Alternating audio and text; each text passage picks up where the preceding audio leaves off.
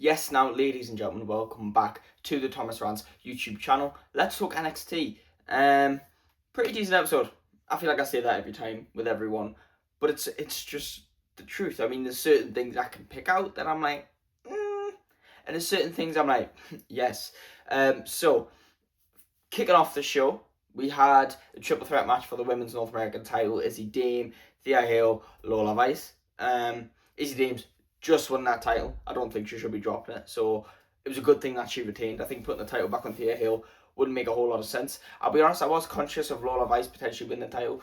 She would be a better champion. She is one of the best in that NXT Women's division. Plus, you can tell they do want to push her because she was alongside the NXT Women's champion, Kalani Jordan, who's a former Knockouts champion, and so Ruka, who literally has all the popularity you could want. She was amongst them women in the Women's Royal Rumble on Saturday. So yeah, you can imagine she was probably a favourite in this match. And the only way she lost this match was because she actually got taken out by Kalani Jordan, who, you know, they had a little spat a couple of weeks ago. And Kalani attacked her hand, said you can't knock out no one if you ain't got your hand. And I've noticed Kalani's top says really her. I mean, she's her is what she's saying, which is kind of similar to I'm him, which is trademarked by Carmelo Hayes. Why did I say it like that? Carmelo Hayes, who was actually, I believe, I could be wrong about this, but I believe they are saying, just like Lash and Trick, just like Lola and Priest. So yeah, I can kind of see them just recycling that gimmick. And to be fair, if there's ever a reason to recycle a gimmick, it's because you're partners with that person, so fair enough. A fair fox. As for the men's North American title, nothing but an appearance from Ethan Page, hyping up the Vanity Project, saying he's given up on Miles Bourne, he's not bothering with him, and he's backing the Vanity Project. He gives them props for what they did to Joe Hendry, and then he gives them advice about finishing the job next time.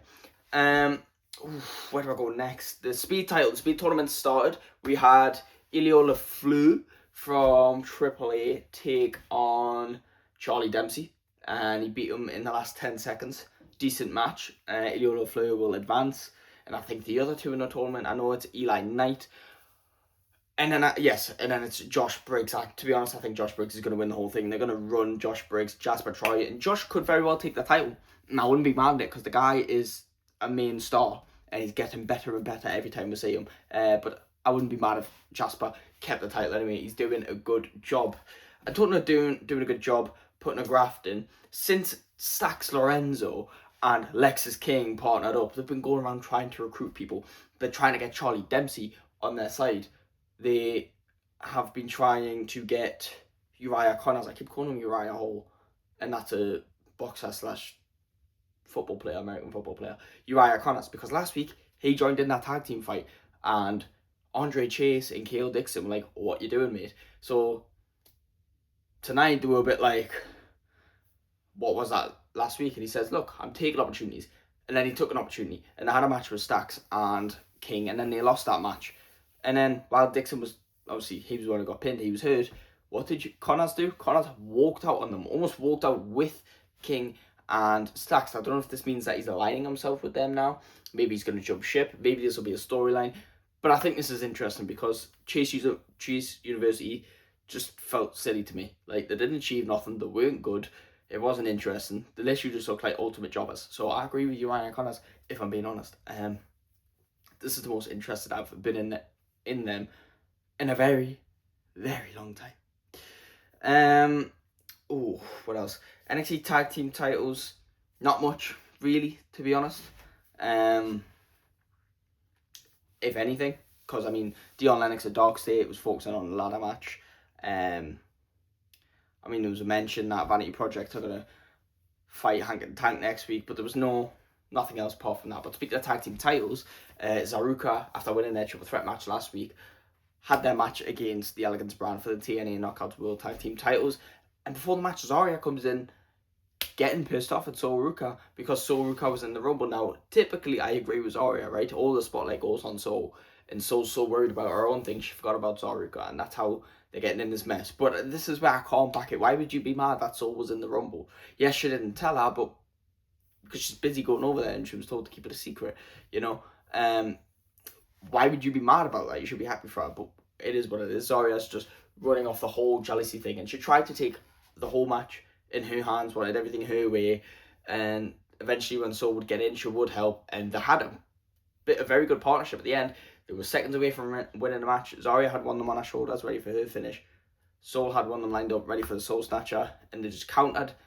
One rolled out the ring, one jumped off Zarya's shoulder, pushed Zarya on the way, got hit with the Soul Snatcher, and then that's how they were able to lose the match. And as you can imagine, Zarya kicked off with Sol Ruka. So later on in the night, when JC Jane came out with her NXT Women's title, talked about how she was in the Rumble and how it was a massive achievement, and then she was eliminated by Sol Ruka. She called out Sol Ruka, but who came out? It was Zarya. Zarya said, no, you're not calling out Sol Ruka. And she wasn't backing Sol one bit. In fact, she didn't hold back. It was almost as if she wasn't her best friend, as if she wasn't her tag team partner. She says, it's my opportunity and I deserve this now. That's when Kendall Gray and Ren Sinclair came out. Kendall's not done, and Ren would quite like an opportunity as well, but they are together in this. They actually work as a team. And then eventually Sol came out, and there was this big standoff between everyone and Robert Stone, who is now the acting but interim, which don't do interim, just make him the permanent general manager. Ava is gone. We did not know she was gone until she was gone. He made the match that next week we'll have a tag team match, Kendall Gray and Ren Sinclair, the Ren QCC, against Zaruka. And whoever gets the pin in that match, it's not even the team who wins, whoever gets the pin will get the opportunity at JC Jane's NXT Women's title, which seems a bit stupid. You might as well make it a fatal four-way at that point, because if the objective is not to win but to get the pin, the tag team partner's going to be fighting over the pin. But I get why you're not making it a fatal four-way, because you'd have to have two separate tag teams fight each other. Wouldn't make a whole lot of sense. So it's creative, and I respect it, and I'll back it. I don't want to talk about the main event yet until I've made sure I've spoken about everything else, which I'm pretty sure I have. I kind of put my finger on anything else really to talk about. So yeah, let's get into it. The main event, that ladder match. 7 men. Sean Legacy, thought that was quite bold. The Evolved champion, Jackson Drake, very good in the ring. Not quite a star yet though. Joe Hendry, got all the star power in the world, not much in-ring ability, so I wasn't too excited about that. Ricky Saints seemed like the obvious winner, the only one with star power, in-ring ability, and former champion. Dion Lennox, really taking a gamble on him. They really see him in Dark State as the guy. So fair enough. Shiloh Hill, winner of LFG Season 2, and he's been doing great stuff since he came here, I'm not going to argue with that. And then, I forgot his name last week, and I remember his name, and then the second I turned the camera on, I forgot his name again. It was Keanu Carver. Keanu Carver, massive powerhouse, did a great job in this match. Now, if you ask me who should win this match, my answer would have been Tony D'Angelo. I feel like Tony D'Angelo should have been in this match, and he wasn't, right? Because Tony D'Angelo came out and said he came back for Dark State. I can't even remember if Dark State did anything to him, but I'm guessing they did. But he came back for Dark State, and he should have been up in the main roster by now. The last time I've seen him, I'm pretty sure anyway, it was the triple threat match when he had so much aura and beat Stax and beat Luca. He should have been up in the main roster, but he's not. So I thought the fact that he's here, let's just give him this NXT title. Let's have him lose it at Stand and Deliver, and then he could move on after Mania. But no, he came out, cut a promo, and at least he's a babyface still, because I have respect for that guy. But no, he wasn't in it. So because he wasn't in it, I just looked at the lineup and I thought, Ricky Saints has got to be the winner there. Most experience, most entertaining, plus in-ring ability, and former champion. They're just going to put the belt back on Ricky Saints. They just didn't want to hand it back to him. No, Joe Hendry won. And as much as I get it, they see the potential for big star power there with the whole gimmick of say his name and he appears, the whole theme song, the fact he's been a TNA world champion, the fact he's been at WrestleMania, fair enough. Just in ring, he's the least exciting wrestler out of all of them. And to be honest, his gimmick gets very, very old. So I wasn't too happy about it. But at the same time, the match was banging, so how can I complain? As long as this pays off, this is what NXT's for. It's for taking a chance on people. It's the developmental brand. It's to develop talent. Some of the spots we had in that ring were ridiculous. Might I just say Jackson Drake is an incredible wrestler. Some of the stuff Shiloh Hill was doing was just amazing. But Keanu Carver, man, what a guy. The way he just the power he has, the power plus agility he has. I mean, he sent Jackson Drake into the crowd. He got piled on by a stack of ladders. The way he went through the ladder with a realistic look, respect. In the very end, when Joe Hendry knocked Ricky Sainz off the apron, they were doing this thing, fighting for the title, and then he does the weakest hit of the title on Ricky Sainz's head. But that was quickly forgotten about because Ricky fell on the ladder, making it one of the best in terms of realistic terms of ladder spots I've ever seen, but quite a painful one.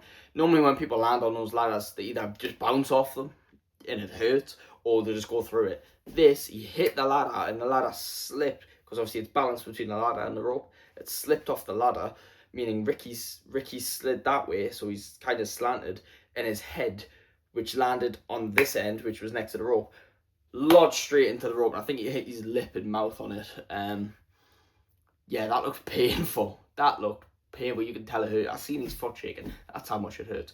But Joe Hendry is our new NXT champion. I'm hoping not for long, because it gets really boring for me, I'll be honest.